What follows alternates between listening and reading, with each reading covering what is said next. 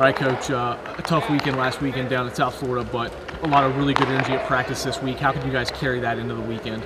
Well, I think, I think the biggest thing for us is to understand that we do control the energy and that choice to do that. And our guys did a great job yesterday. They did a great job the day before, great job today. And so, it's something that we can make a choice to do when we get there Saturday. And really, we've been emphasizing all weekend, just really controlling what we, or actually all week since this past weekend, controlling what we can control. And I've been really happy with the effort and practice this week. And, that's what I want to see us do this weekend is control what we can control. Then you guys did a drill at the end of practice today, a game winner, one at bat to win the game. How does that help maybe mentality-wise when it comes down to crunch time in a game? And actually we call it win the inning game because our goal is to always try to win innings. And, what's been happening is I think guys are trying to do too much. And so what this forces them to do is it forces them to, relax, or their whole team's going to have to run if they can't execute in that at-bat. So it's putting them in more uncomfortable situations so that when they get in the game, they know that they've already been there and they can just react and be baseball players. A couple of guys who have been just reacting at the plate have been at the top of your lineup in James Coates and Steve Snyder. How have those two maybe gotten off to a really good start this year for you?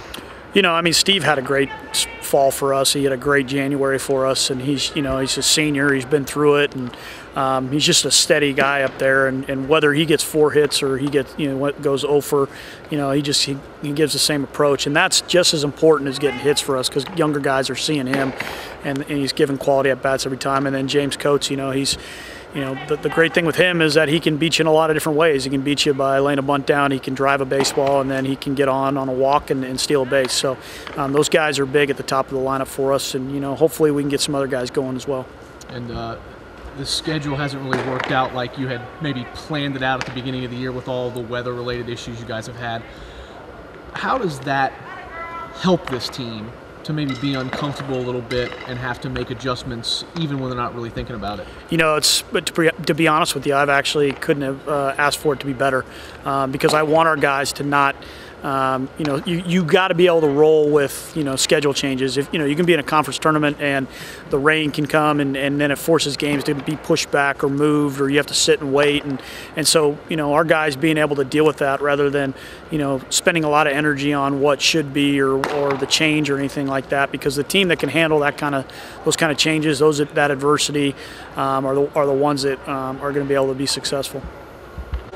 Hi, Steve. A tough weekend last weekend in South Florida, but a lot of great energy today at practice. How have you guys been able to translate that now moving into next weekend? I think the biggest thing is we just take it one day at a time.